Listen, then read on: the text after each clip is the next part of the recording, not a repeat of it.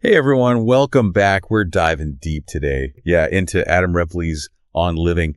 I think, for anyone who's ever thought about life's big questions, Right. Ripley kind of flips the script. He does. Instead of getting lost in, the afterlife and all that, he really brings it back to right here, right now. The present moment, He really emphasized this idea of focusing on our shared reality, the life we're all experiencing together. Well, Ripley talks about these three realities. Three realities. I'm listening. Yeah. So like the reality in my mind, the reality in your mind, and then the reality we both experience. I see where he's going with this. The internal versus the external. Right. And he really emphasizes how boundless those internal realities can be.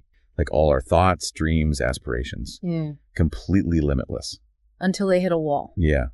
And that wall is shared reality. That's where those laws of physics come in, societal norms, all the things that ground us, right? It's that constant push and pull.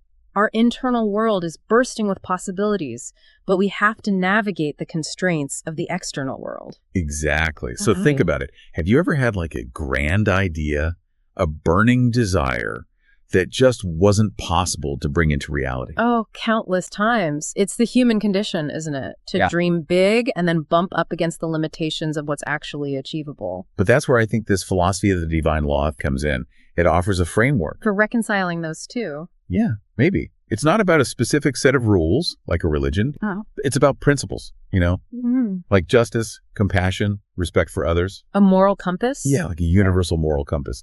So I was thinking, does living in accordance with these principles help bridge that gap between our internal desires and what's actually possible in the world? Well, the divine law emphasizes that even though our internal realities can be boundless, our actions in the shared reality, they have real consequences. Right, they ripple outwards. Affecting not just ourselves, but others as well.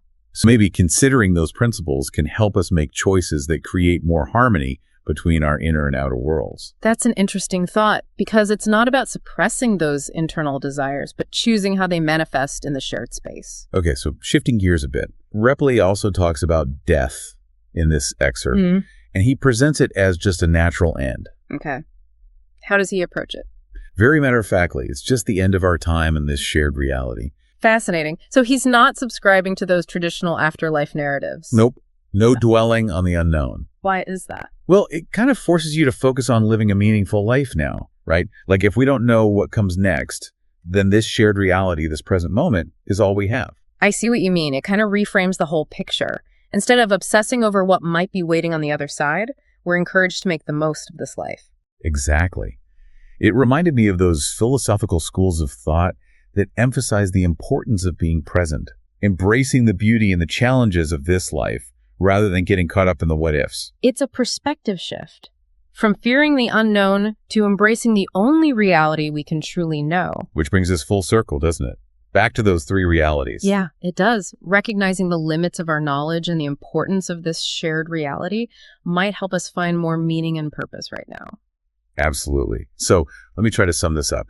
We all have these incredible internal realities, but we're all sharing this one external space. And how we navigate that shared space matters. We have to navigate it within the laws of the universe, sure, but also consider those universal principles, like the ones outlined in the philosophy of the divine law. Principles that can guide our actions and choices. And death is a natural part of the cycle, a natural end to our time in this reality.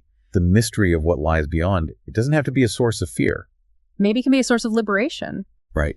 Freeing us to live more fully, more meaningfully in the here and now.